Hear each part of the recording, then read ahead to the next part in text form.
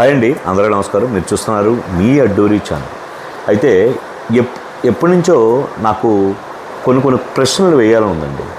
ఏ రకంగా అంటే, నేను ఒక కామనర్గా మాత్రమే క్వశ్చన్ వేస్తాను, ఏ పార్టీకి సంబంధించిన వ్యక్తిలా కాకుండా.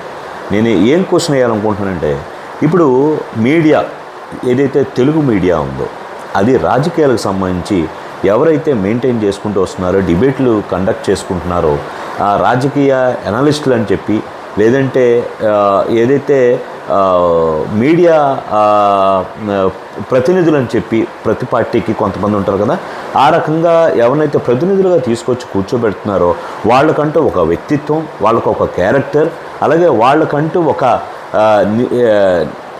నిర్దిష్టమైన అభిప్రాయాలు, వాల్యూ కలిగిన అభిప్రాయాలు ఉన్న వ్యక్తుల్ని ఎందుకని మీడియా సంస్థలు అవ్వచ్చు, మీడియా జర్నలిస్టులు అవ్వచ్చు, సీనియర్ జర్నలిస్టులు అవ్వచ్చు, వాళ్ళకి సంబంధించిన ప్రోగ్రామ్కి సంబంధించిన ఎడిటర్లు అవ్వచ్చు, ఎందుకని ఆ క్వాలిటీ ఉన్న వ్యక్తుల్ని ప్యానల్లోకి తీసుకొచ్చి పెట్టట్లేదో నాకు ఇప్పటికీ అర్థం కాని విషయం. ఎందుకంటే ఈ మధ్య చూసుకుంటే ఎవరైతే మీడియా ప్రతినిధులుగా చెప్పబడే పార్టీలకు సంబంధించిన వ్యక్తులు ఉంటారో, ఒకడు వచ్చేసి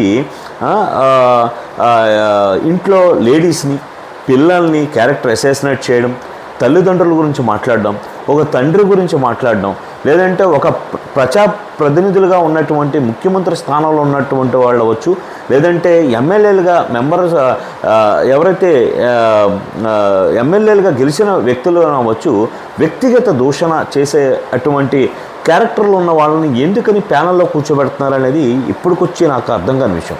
ఈ రీసెంట్గా ఈ మధ్య చూసుకుంటే మీరు, అది పార్టీ పేరైతే నేను చెప్పదలుచుకోవట్లేదు, కానీ ఒక వ్యక్తి, తిరుపతికి సంబంధించిన వ్యక్తి ఎవరైతే ఉన్నారో, రీసెంట్గానే ఒక పార్టీకి సంబంధించిన ప్రతినిధిగా అనౌన్స్ చేసిన తర్వాత ఆ వ్యక్తి ఇలా పబ్లిక్గా ఏదైతే ఒక దేవాలయానికి సంబంధించిన ప్రాంగణంలో అలాగా మద్యం సేవించి ఓవర్ అయిపోయి దాన్ని వాంతులు చేసుకున్న, ఇప్పుడు ఇవన్నీ పర్సనల్ విషయాలండి. నేనేమంటానంటే, ఇప్పుడు ఎమ్మెల్యేలు అవ్వచ్చు, ఎంపీలు అవ్వచ్చు, లేకపోతే ఇంకోటి అవ్వచ్చు, ప్రజాసేవ చేసే వ్యక్తులు అవ్వచ్చు, వ్యక్తిగతంగా అనేక అలవాట్లు ఉండొచ్చు, తప్పేం కాదు. అంటే సొసైటీకి ఇబ్బంది పెట్టినంత వరకు, మిగతా వాళ్ళని ఎవరిని ఇబ్బంది పెట్టినంత వరకు కూడా ఏదైనా సరే పర్సనల్గా ఎన్ని పనులైనా చేయొచ్చు అంటాను నేనైతే మాత్రం. కాకపోతే అది పబ్లిక్ ఫ్యాక్టర్ అనేది ఓపెన్గా వచ్చేటప్పటికీ కొంచెం ఉందాతనం మెయింటైన్ చేయాలి.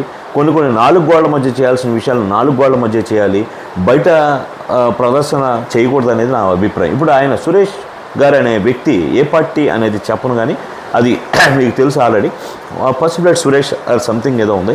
ఆయన అంత పబ్లిక్గా బీరు తాగుతూ వాంతులు చేసుకొని ఇంకోటి ఎవడో హెల్ప్ చేస్తూ ఆయనకి అలా పబ్లిక్గా దొరికిన తర్వాత కూడా